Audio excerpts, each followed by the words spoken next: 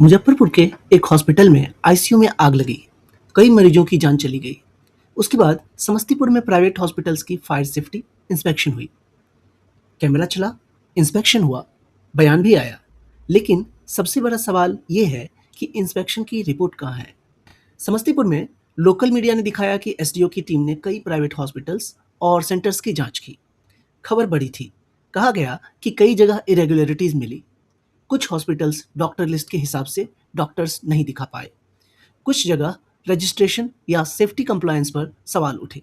यानी इशू छोटा नहीं था, लेकिन अगर इरेगुलरिटीज मिली तो फिर जनता को ये बात क्यों नहीं बताई गई कि किस हॉस्पिटल में क्या कमी मिली।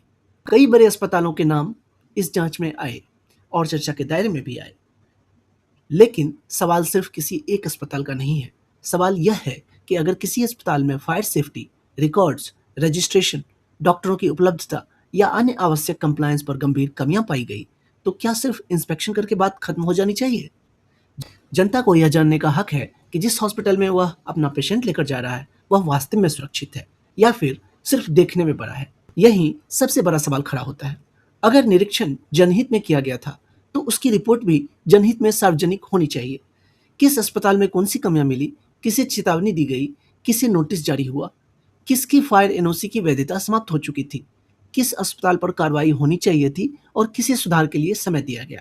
मुजफ्फरपुर की यह घटना सिर्फ एक खबर नहीं थी, बल्कि एक चेतावनी थी। आईसीयू जैसी जगह जहां मरीज सबसे नाजुक स्थिति में होता है, वहीं आग लग गई। इसके बाद लापरवाही, ड्यूटी पर डॉक्टरों की अनुपस्थिति, कमजोर सुरक्षा व्यवस्था और जवाबदेही को लेकर गंभीर सवाल खड़े हुए। जब हादसा बड़ा हुआ और मौतों की संख्या बढ़ी, तब रजिस्ट्रेशन सस्पेंड होने जैसी कार्रवाई सामने आई। यानी एक्शन तब हुआ जब बड़ा नुकसान हो चुका था। और एक बात समझना जरूरी है, हर मेडिकल नेग्लिजेंस का मामला नेशनल न्यूज नहीं बनता। कई मामले दब जाते हैं, कई परिवार मीडिया तक नहीं पहुंच पाते और कई बार पुलिस या स्थानीय दबाव के कारण केस आगे नहीं बढ़ पाता। बड़ी घटनाओं जैसे आग, मौतें या भारी हंगामा के बाद ही सिस्टम हरकत में आता है। बाकी मामलों में अक्सर परिवार अकेले ही न्याय के लिए संघर्ष करता है। किसी हादसे के बाद हंगामा होना अक्सर खबर बन जाता है, लेकिन असली मुद्दा हंगामा नहीं, जवाबदेही है।